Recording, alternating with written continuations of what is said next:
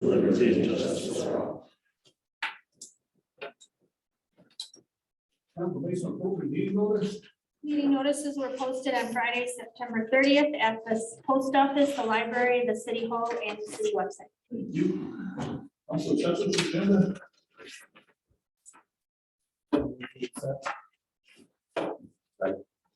Any discussion? Hearing none, all those in favor, signify by saying aye. Aye. Opposed? Next item is public hearing. Your comments regarding sidewalk utility ordinance. Certainly. Page 3 of your packet is a brief staff report describing the work of the Public Works Committee is recommending to you the creation of a sidewalk utility. The primary reason for the creation of this utility is to replace the current funding mechanism, which is special assessments. And I think all of you at the table have been through those hearings. They're difficult for citizens, they're difficult for decision makers. This mechanism of a utility provides for an ongoing revenue source that doesn't entail large assessments to individual property owners. The fee that is recommended by the committee is $11 per year per equivalent unit. So a single family home is $11 per year. So this is the public hearing and the consideration of the first reading. Also included in your packet is the ordinance and the frequently asked questions that went in the city newsletter this quarter. So the word is out certainly for the citizens about this. I can try to answer any questions you may have. So I have a question about that. Am I asking now is appropriate to ask? Things have been open public hearing. Yes. So my question is, what happens if we use less than what's in that fund and more importantly, we use more? How do we fund the remainders or rollover? What is that fund? How does that? It will be a fund in its own right, so the money goes in and it stays in. So your question, if it's short or long, will be every year. We will look at this at budget time, and Howard he'll know what the revenue stream will be, and he will strategically take care of sidewalks with the funds that are available. And then as you decision makers decide that either the fund balance is too high or that you're not repairing enough sidewalks, then that $11 will be adjusted by your action. Thank you. The idea, Tim, when we came up with it is we aren't gonna have a balance. There's a way to spend that money. We're gonna fix sidewalks every year, kind of. Well, I saw that the 485, I think, was the average number. And then so I'm trying to do the math, trying to figure out 485 and trying to Well, make it all work. yeah, so with the backstory you probably didn't see is that produces about $29,000 a year. So how we came up with that number was we looked at about every 10 or 15 years, we fix sidewalks, and then they all get bad, and then we bite the bullet and do that process. So we took the average amount that we spent on the 3 years for the 3 years that we district submitted, and we assumed over 10 years what would be needed, and then we divided that. And so that's how we came up with the $11 is to produce that revenue stream because we thought that we needed. And we took the dart and threw it at the board. Some forecasting just like that. Yeah. Okay, I will officially open the public hearing. If there's anyone in the audience that wishes to speak on this item. What are you sitting there for then, Jimmy? For all night. No, As long as you're for it, not. what makes you think we're for it? If you want to sit there and have special assessments, go right ahead. I've been on both sides. Okay, we officially close the public hearing and move on to consider introducing and approving the first reading of the city of Bedford ordinance 22-06 ordinance to create a sidewalk. So move. Second. Any discussion? Hearing none, roll call. Paul Davis? Did you? I seconded actually, Jim. Oh, I'm sorry. Burdick, Yes. Paul Davis, Yes. Shaw, Yes. Candy Davis, Yes. Langen, Yes. Motion passes. Next item here is to consider an improvement unit rate for the sidewalk utility. The staff report really didn't provide maybe the help with what we're looking for. What the recommendation is $11 per year per equivalent unit. So the establishment of the equivalent unit rate of $11 per year per equivalent.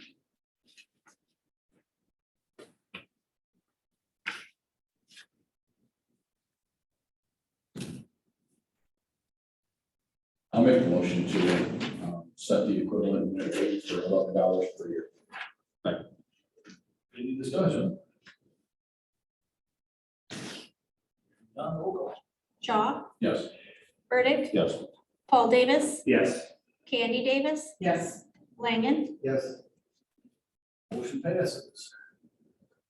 Item is the personal appearance for non-agenda items. The audience wish to speak on anything that's on the agenda. You. And we'll move on to the minutes for September 19th. Motion approved. Any corrections or additions? None. All those in favor, signify by saying aye. Aye. Opposed? Motion carried. Committee reports, finance, Andy.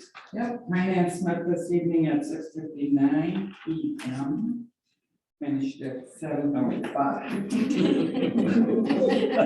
Motion to approve bills and payroll in the amount of $166,013.27. I'll second. Any questions on the bills? None, roll call. Candy Davis, Yes. Shaw, Yes. Paul Davis, Yes. Burdick, Yes. Langen, Yes. Motion passes. A motion to approve pool fee increases as presented in the staff report. I'll second. Any discussion? $2 a lap? So what if somebody swims a lot of laps? They get their money's worth.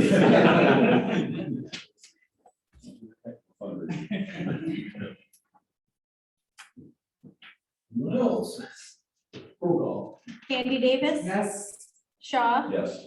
Paul Davis, Yes. Burdick, Yes. Langen, Yes. Motion passes. And motion to approve billing credit for 210 West Fulton Street in the amount of $25.75. I'll second.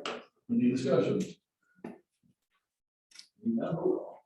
Candy Davis, Yes. Shaw, Yes. Paul Davis, Yes. Burdick, Yes. Langen, Yes. Passes. Must be- I'm sorry, that's it for finance, excuse me. Yes, Anything from personnel? yes. Personnel met Thursday, September 22nd. Jim, I'll go through a couple of quick things, but please jump in if you have anything to add.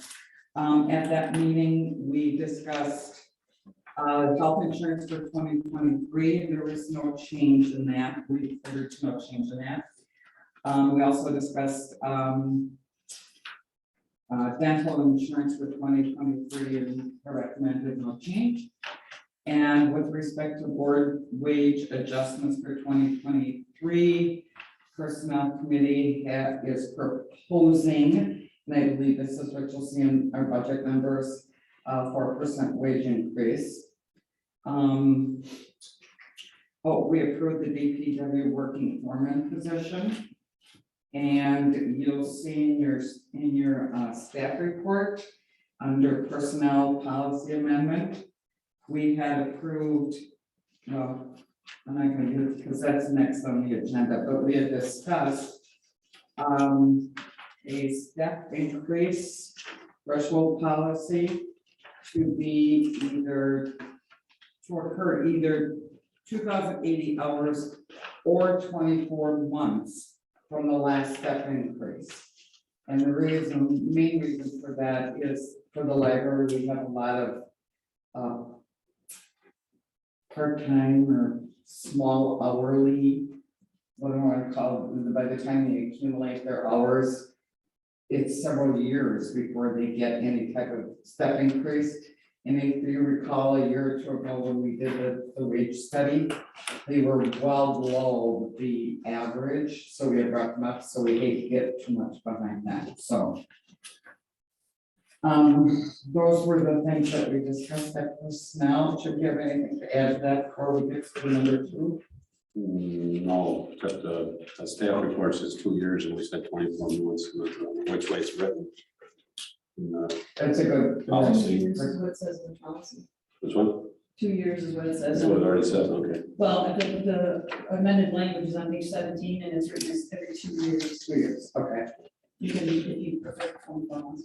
That's just what we said. I wrote down on my notes 24 months, but I don't know, would it matter? Would it make a difference? Okay. As far as, I mean, just. It doesn't matter, I mean, it's just the way we wrote it. Well, I was wondering if it had anything to do with the date, is it 24 months from that date to, or if somebody has a date different than, We all know it's the same, it's Okay. good enough for me, I just. Is this I a see. reflect library? Mhm. It would affect the entire, all of the city staff. It will mostly impact the library. Right. But only a couple others, right? We were only 2 or 3, I don't know. Who knows? Yeah, probably one other employee potentially, it was right, would be right on the bubble. Currently, but.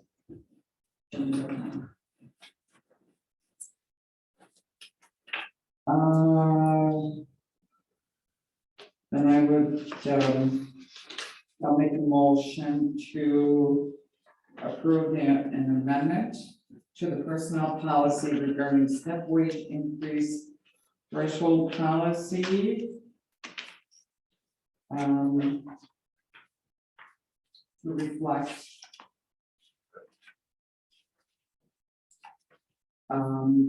wage-related step increases occurred at the earlier of 2,080 hours worked or 24 months after the previous step increase. Thanks. Further discussion? Just for clarification, then we'll modify the language that's in your draft here. You wanted to say 24 months Oh, after the last step. Is that what you're preferring? No, I'd like to amend my motion to say 2 years, since it doesn't matter why it changed that in the policy for that. It only takes 2 hits of a button. I amended my motion. Do you want to second my amendment or not? I don't, but I will. Okay. You don't want to just put 2 years in parentheses? Oh my gosh. Well, then you're using more ink and you're hitting 3 buttons instead of just okay. Yes, I will accept the friendly amendment. Just stop it already. Any other discussion? Hearing none, roll call. Candy Davis, Yes. Burdick, Yes. Langen, Yes. Shaw, Yes. Paul Davis, Yes. Motion passes. Which one did we go with? 2 years? 2 years, and that's it for personnel. Thank you. Parks and Recreation. Parks and Recreation met last week. We obviously talked about the budget and there we voted to increase the seasonal pass for residents and non-residents that we just approved as finance did tonight. That was also part of the aquatic director's report.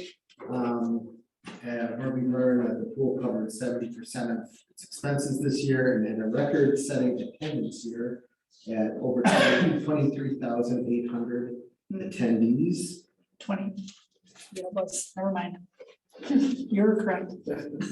So we're not very. I know. I wrote it down, yeah. like I said, yeah.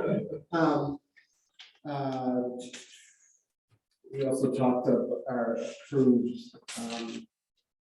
increasing starting wages for lifeguards and for non-lifeguard employees at the pool as well at that meeting. The other big thing Parks discussed was on October 12th is the day that the consultants for the big parks plan come to town, and they meet with a number of different interest groups, call them that day.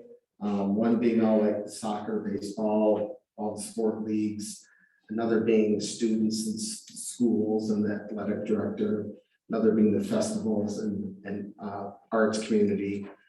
Before they meet with the Parks Committee that night. And we'll hear a little bit about, what we heard that day. So, so that process really gets going in earnest next week. And those are the highlights from Parks. You. Public Works. Public Works met last week. The only 2 big things we had on was Quigley Streets. Quigley is being redone and we voted to do curb and gutter, 50% assessment, 50% paid for by utility. And no sidewalk we put in on that. And since there isn't any anyway, and we discussed the budget. Half hour happy. That's pretty much about it. DDA, Met last week and granted a variance for a resident on Blaine Street. thank you. Fire district, Yeah, we have Chief here is gonna give, update on our, numbers, our calls. I will also add, before he gets into that, the board will be meeting on Wednesday, the 5th, to start working through our preliminary budget. We also will be meeting on October 20th for our regular monthly board meeting. We're just meeting 1 week later than typical. And we continue to work through a few things with the IGA with respect to the 5 new petitioning entities.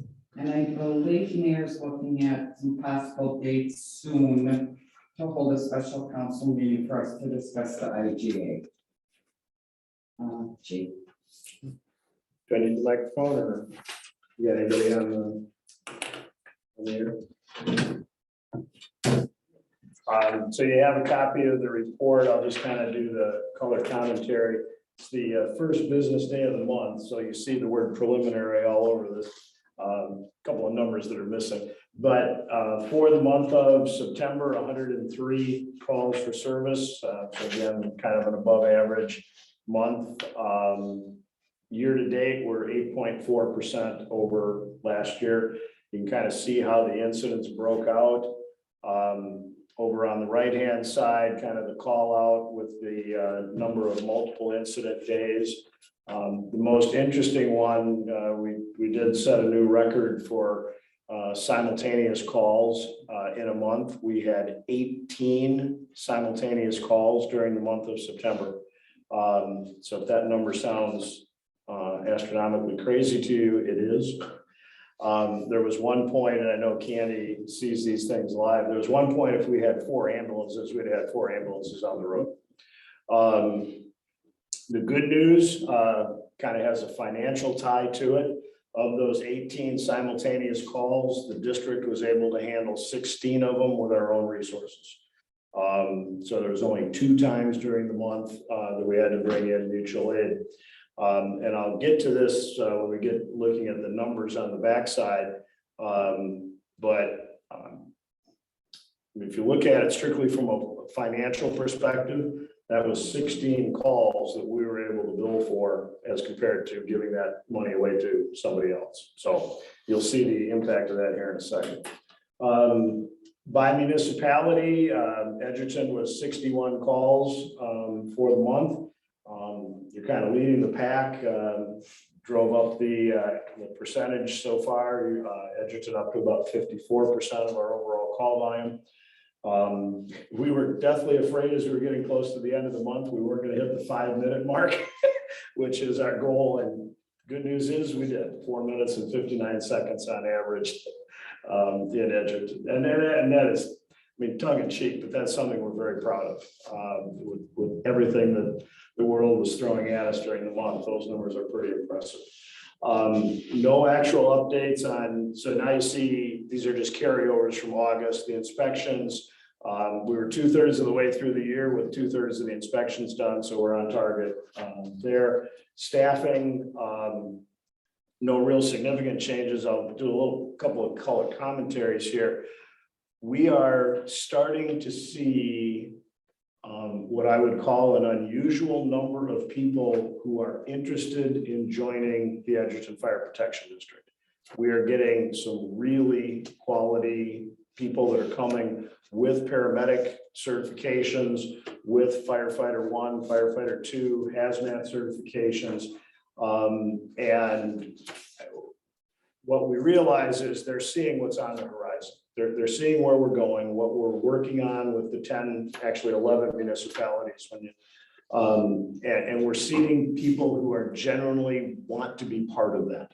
And it's a good thing, right? Because we went through a rough 2 years living through COVID and everything we were going through. So it's kind of fun to see Now that tide changed to the fact that, I mean, we're attracting people that we would not have attracted otherwise because of where we're going.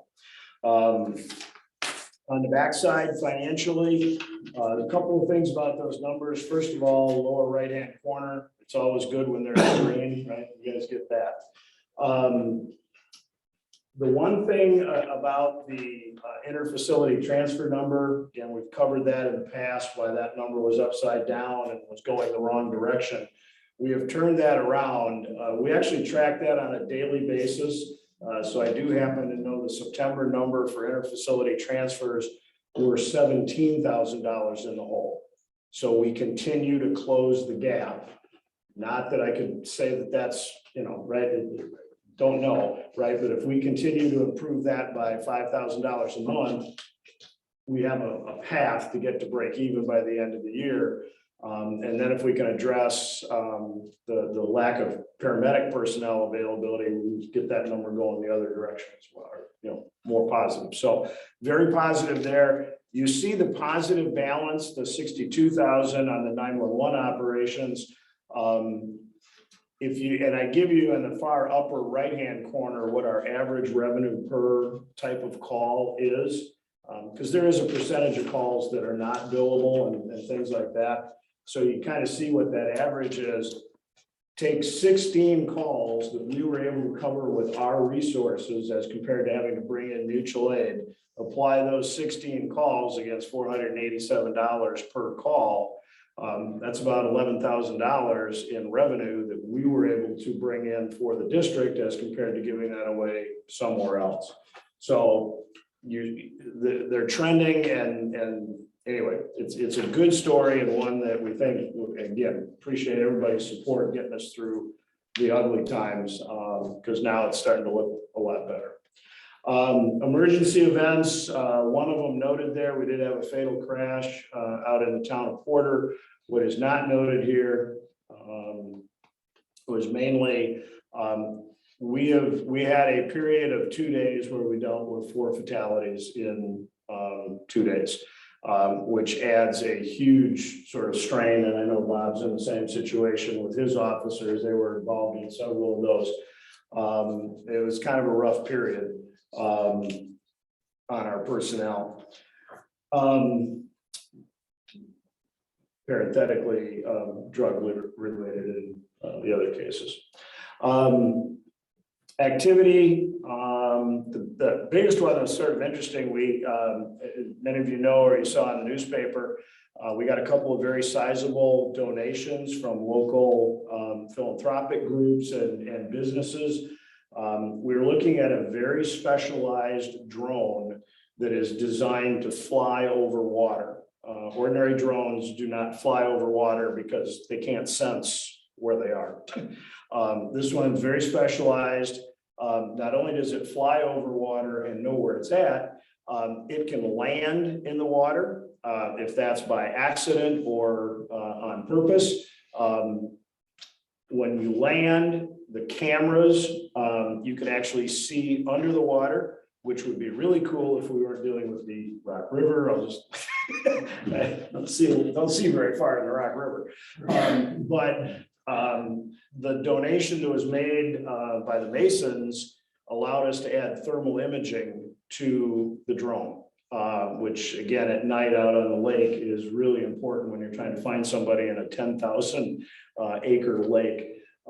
So great demonstration. Our guys are really, really excited about it. We'll be placing the order later this week to get it on order. So very, very positive development there. On the DHS Flex grant, we did get awarded $130,000 from the Division of Health or Department of Health under the Flex grant program. That is going to go towards the equipment needed on the new ambulance and that kind of thing. There's some training dollars in there as well. So we sincerely appreciate that. As I tipped her off, there'll be $100,000 showing up in your bank account sometime in the near future. And you're the agency of record for us, so you guys get the money, and then we handle that on the back end. The unfortunate part of it is that we had also submitted a supplemental infrastructure grant to try to get some money towards the station projects. The Miltons, of course, they're moving forward with 2 brand new stations. We've got to work on the remodeling of the current, and then there's the discussion about what we do in the Newville, Mallwood, Highwood area, because the call volumes up there are just exploding. As politically incorrect as I can say it, yeah, they said thank you, but no thanks. So if you know anybody connected with the governor's office, feel free to share my lack of enthusiasm for their support. Just kind of is what it is. We did everything we could to try to get it. And what's interesting to me, as somebody pointed this out, you guys see these numbers, we go through these with you. One of our lieutenants was at a wedding a couple of weekends ago up in northern Wisconsin. A 92-year-old grandma tripped on a ramp, basically fell down, dislocated her shoulder. It was 45 minutes before an ambulance showed up. So, even though we can make a case about, we need help and we're, disadvantaged, blah, blah, blah, blah, blah, blah. When you really kind of put it in perspective with what the other part of the state is dealing with, it does put it in perspective. So added that. And then Candy talked about the work we're doing with the 10 municipalities. The final circulation draft was concurred with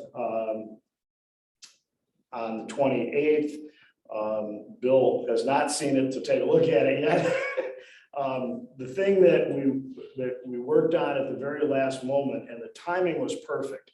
We had submitted, and Ramona kind of gave us a heads up on this a couple of years ago about getting USDA involved because they have low interest rate funding as well as a grant program towards infrastructure. I think Edgerton used that for sewage plant, right? So we have been in contact. We've actually been working with the USDA for about the last 6 months to try to get our projects into their planning cycle and window. They came back to us because we're an independent district and we don't actually have the ability to tax on our own. They came back to us and said, these things, and they were very specific, these things need to be in your intergovernmental agreement, or we will not fund your project. And so all of those, we reviewed those with the board because we were working on the IGA. I mean, actually timing was perfect. So it gave us a chance to get all of the things that USDA was telling us had to be in that agreement in there, added a little bit of time to try to sort all that out. But it is in there. Hopefully I'll have the circulation draft done late tonight or early tomorrow morning and get it off to the attorneys so they can look at it and make sure we got everything right. The other one, Jim and Candy had come back with a suggestion. And how do I best describe it, Jim? There was a double negative in the agreement, district shall not, and then you get down into the specifics, and there was other nots and will nots in there. And it just, that particular section became really confusing to read. And so I appreciate Jim and Candy and whoever was working behind them. They came back with some just a different way to look at it and just turn it into a positive statement. So I'll have that loaded in there as well. Some interesting things about the station. We talked about it, and Chris can use around right when that building was brand new and they did the ribbon cutting. We are starting to see maintenance problems up the yin yang. Its age is now showing well beyond. Most recently we had a water pipe simply break inside a wall. So the stress and everything from the age of that building starting to show. The latest thing we found out is a broad section of the heaters in the apparatus bay are not working. Didn't notice that over the summer when it was 98 degrees. but when it starts getting down to 30 at night, so we've got some work being done on that. Couple of things to make you aware of, obviously Fire Prevention Week next week.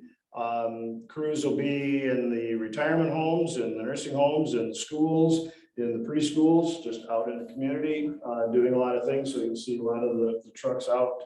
The annual pancake breakfast will be on Sunday morning, October 16th.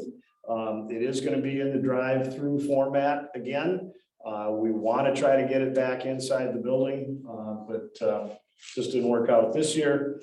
And then I'll be gone for a little while with some grandkids who are taking on vacation.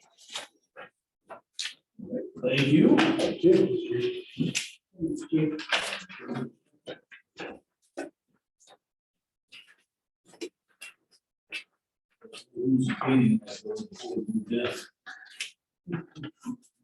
Didn't have the nickel water pipe on the back. No, the ladder slid down the wall and there's a black wall, so it didn't damage the wall at all. Yeah. Then we suddenly breathe, that gets wrong. How long would it take them to get to you? The ambulance is still over here for years, so it didn't take long. They wanted to keep me for some reason. though. And? No. Oh, yeah. Okay, next item is the consider resolution 1822, resolution requesting the exemption from private and Dane County library tax. On an annual thing, so. So moved. Second. Any discussion? Hearing none, roll call. Burdick, Yes. Shaw, Yes. Paul Davis, Yes. Candy Davis, Yes. Langen, Yes. Motion passes. Next item, consider 2023 budget. All right. Well, you certainly feel free to add or subtract anything from the budget this evening. We don't have a bottom line. We're still waiting on highway aids, is the primarily the big number that we don't have. So I'll try to just hit the highlights of things that have happened since we last met. We'll go through the capital list again, because there are some things that I certainly want to draw your attention to, and then that can be up to you if you wish to wait until we have a bottom line to know what you wish to do, or you already know if you want to take some things out or add some things in. We'll take a look at all of that. I think a lot of this on the first page you've seen or was talked about as a report from personnel. There's the non-levy funds that we have available for projects are listed there for you on the second page of the staff report. Capital surplus and parks funds would exist in those funds. And if you need a reminder as to what those can be used for, we can certainly talk about that if you have an idea. So the timing of this budget, as it always is, the legal notice has to go in 15 days before, so that would be Monday, October 31st. We have to be at a point where we could put a legal notice in the paper that's pretty close to the final budget. So I know that leaves us with one primary meeting, the next October meeting, to take care of this.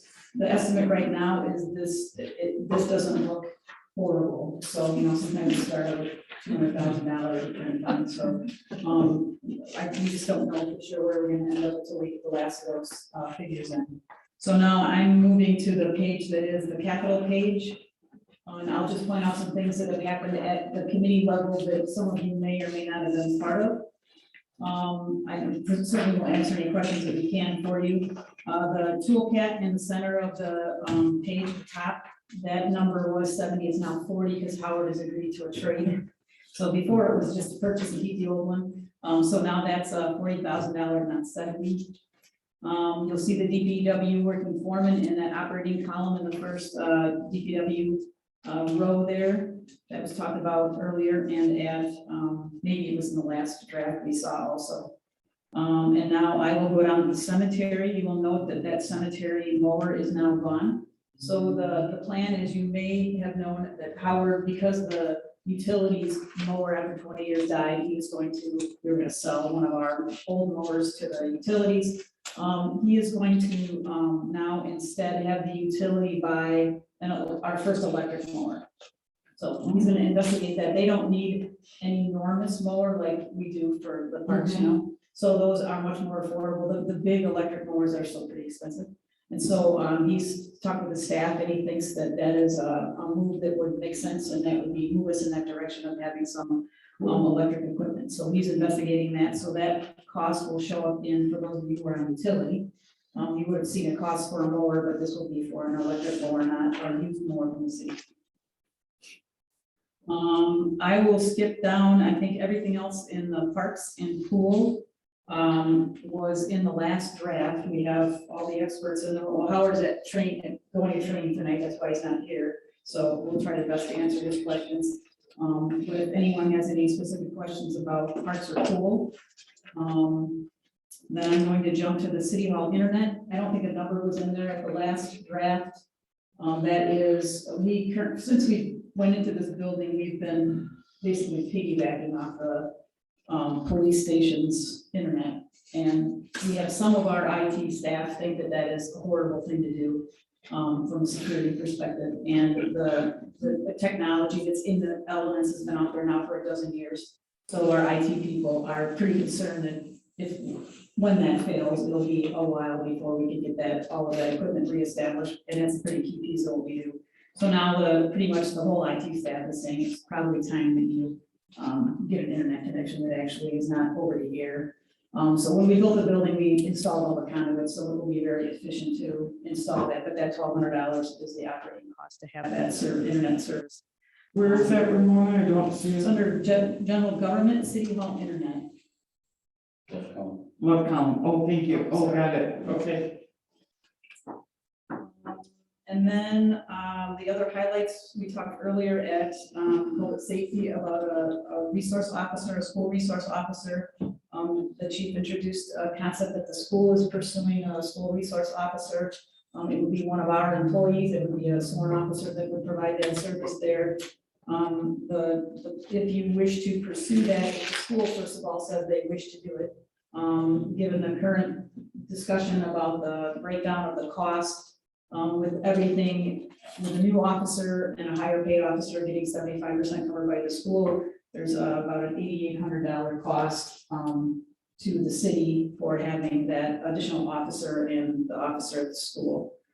So there was a lot of discussion at public safety regarding how that would work. We're kind of now waiting on the school to make a final decision if they wish to proceed, but there seemed to be interest at public safety. That currently isn't in the budget, so we'll look for your direction on that as best we can tonight. So we know what to put it in this draft. And then the last thing I'll note is under police, under capital projects, there's some things added to this list, a lot of discussion again, public safety. The first one is for one or with a little more money, possibly two of the rapid flashing beacons. Those are the ones that are pedestrian activated, where you've probably seen in other municipalities, they are very eye catching. Probably on the highways is where we have generally talked about installing those. The next thing is a programmable flashing pedestrian sign. It's just a regular pedestrian sign, but it has lights on it, and you can program it so the lights come on when you want them to come on. So that isn't pedestrian activated, it's just programmable. There was discussion about where those might go. And the last things we talked about during the Main Street project, that very long discussion about what that cross section should look like. And we talked about at that time, we thought it'd be very desirable to have a speed sign coming in from the rural area into the city where people are really moving along. So that is one of those speed detection signs that are, I'll call them a little more souped up than the ones that we have now that actually have the flashing lights and things that you see in other communities. So that is what that South Main speed detection sign is. So I'll stop there for the highlights, and then if you have any questions, we have just about everybody here to answer them for you. Some of my questions from the last meeting, it looks like you've answered, particularly about that toolkit. I would assume Howard will be at our next meeting. Yes. My only question is, so I see we've got $30,000 savings there from the last time. I still want to know a little bit more about that, because when we were at personnel and talking through with some of the workers were here, and I had really kind of asked them, What do you think? Is that something that you continue to use? Could you fix it? Could you, because Howard wasn't here. And so I want to know a little bit more from Howard versus what they said. I kind of got the impression they said, yeah, it could probably get fixed. We can maintain it and keep what we got. It's old, but it's doable. So I just want to know a little bit more about that, because that's a $40,000 bill there that could help us. And Howard did cover it at Public Works, why, his Oh. reasoning for it, so yeah, he can, Good. you know, the uses of this are more. And the parts and stuff for the current one and replacing and all that would run us more money or whatever, so he was gonna Okay. get this. And the equipment with it to do what he wanted. Okay, that's good, because that was one of my, I know nothing about that, so I just want to know. He'll explain it better at the next meeting, but basically he did explain it to us what his reasoning was behind it. Again, I'm not all in order, but he did a good job. I might not have caught it all, but he did a good job. Yeah, he sold us. Casey said he sold them too, but Come with all new attachments?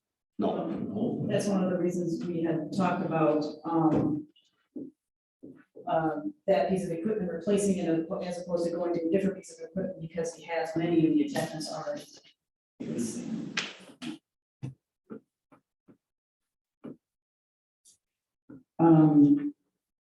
And when we met at Parks, at our Parks Committee, we did go through the budget and kind of talked about which ones were higher priority versus others, so we're prepared to talk through some of that stuff too. What is a 5R chip? Yeah, for, like, chip shredding, and for under the playground, so I don't wanna call it shredding, but chips. It meets Wood ADA, chips. it meets ADA requirements, so it's not just regular wood chips, they're specially engineered so that they can meet the standard. We do that every other year, we replenish all the stuff underneath the swings.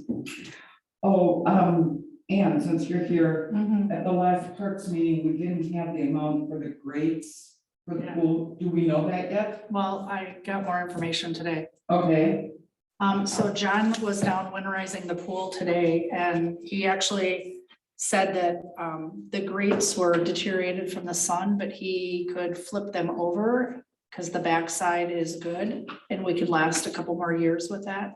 The ones in the zero depth.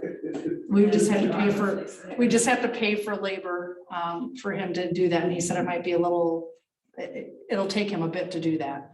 However, though, when he was winterizing, he also discovered that some of the inlets that the water comes out into the pool have deteriorated, and so we'll have to purchase some of those. And then the two drains that are in the bottom pool need replacing, so. well, this isn't how it's supposed to work. I know. You know, I mean, you started off by like telling us we don't. I'm telling you a good thing. I'm just kidding. So either way, we're gonna get a number one there. Yeah, so, and yeah, I just got that information How like much? this Well, afternoon. how much- what's the So number? he said $1,600 for the parts that we need to do the winterizing. The inlets and things that he discovered when he was winterizing today. Okay, 1,600. Right, but I don't know what that goes, would that go under equipment because it's replacing? So does this have to be replaced before we fill the pool again? No, it has to be replaced before we open next season. Okay, so spring. Correct, Okay, so the drains and the inlets together are 1,600? correct. Installed or? He said, yeah, I asked him about that. He said that the trench grates, the need labor to do that, but he didn't give me a number for that. And do you think our staff could do that, Ian? Is that technically challenging or not? I don't know that. Okay, I would think that we could do it, but I don't know what it entails. well, that's tough, Yeah, On the public moment. right? Thanks. That's all the questions I have. It's hard for me to kind of like look and see what we need to really look at. Scrutinize until we know our number, right? I'm still trying to read this one. Does it really say umbrella? Umbrella all the time. Every year we do umbrella. That's what I thought. Didn't we give her one last year? However, I just- however. There's lots of space out there that needs shade. There's also lounge chairs, 12 lounge chairs, so just so you know, that umbrella and the 12 lounge chairs. So we're not gonna just pick on the umbrella, okay? It's gonna be lounge chairs. We always pick on the. I just see the. It's okay. I don't take it personal. But my people that visit might. Don't worry, I'll work on it. Okay, Now, in the last budget, we used the park developer fees for the funbrella. The funbrella that's still not. here, it's right? installed. It's No, installed? it's Oh, installed. yeah. It just doesn't have the shade on it because it's end of the Okay, season. all right. Yeah, it just got installed. Got it, okay, so it just got, so that's the one thing we talked about at parks that we thought even qualified for using park developer fees. So if you're looking to move something, which is what we did last year, you know, there's this other fund out there that we could use for that. But that was really the only thing connected to pools or parks that qualified.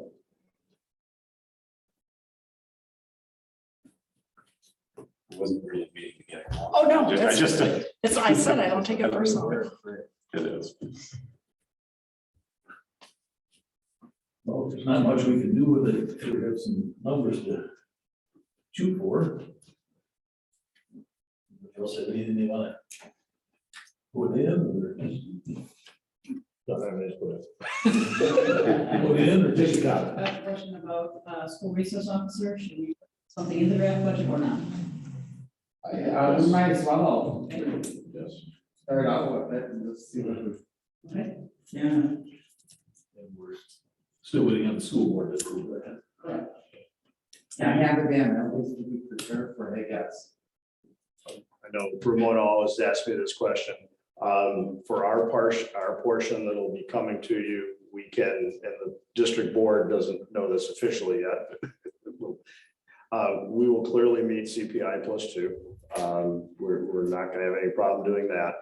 And because of the way the budget shifts based on the equalized value of the other members of the district, and many of you know how that whole thing plays out, you'll actually see a reduction in your assessment below what that CPI number is. So it's a good news story, I think, for us, for you. Yeah, It'll be an increase, but a reduction in our portion. correct. Okay, so you will Yes. see a Yep. a decrease in the fire.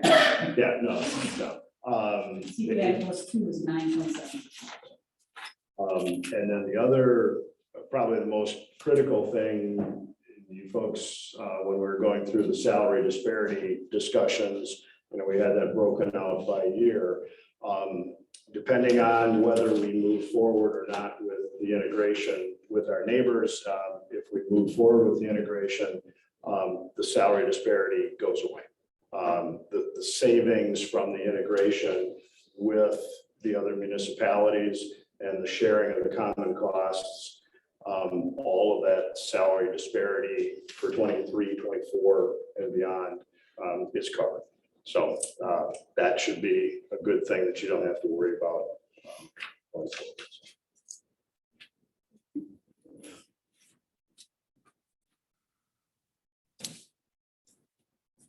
Other, At some point, you talk about solar or everything, so that, we're really going with that in this year's.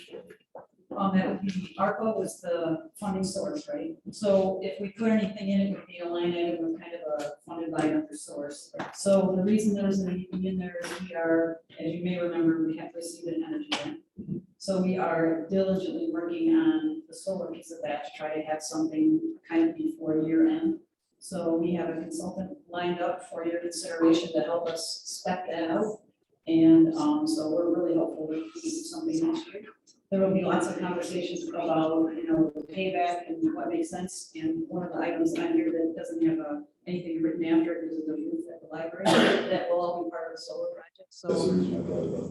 Yes, so, there isn't a number there because I think that hopefully those are going to work together and this library is an excellent candidate for solar, given its orientation as well as its demand for power. We're hopeful that that will be a project that we can talk about in detail, next year, because it's ARPA funded. It doesn't need to, I'll say kind of muddy the waters at this point, because we have really no information.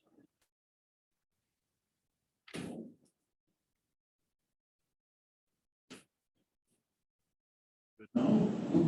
Anybody over there? Okay.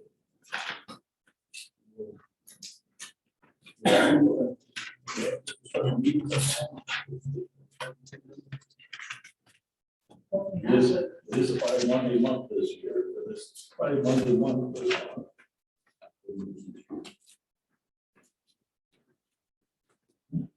Mayor, all the person staff reports. You mentioned the pancake breakfast on Sunday the 16th.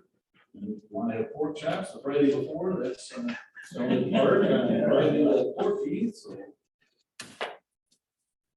I'm gonna ask Howard about the trees, the memorial tree. See, we had to announce the winners on that one. We can plant or get them.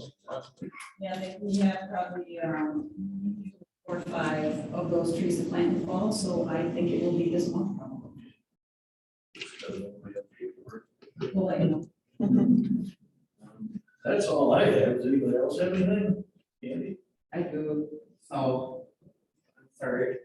Sunday I'm driving past there and I happened to see some people doing some work out there and I think we ought to take a look at what that looks like.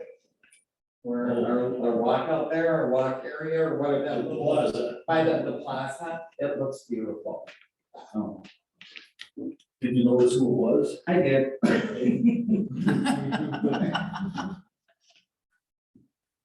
I couldn't help her. Yeah, I know. She wanted to leave the door and I was out of town. Anybody else?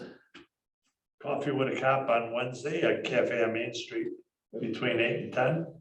We'll be partnering with the Rock County Sheriff's Office. The Tourism Commission met last week. I don't talk about that too much, but we were just looking at, where our numbers were.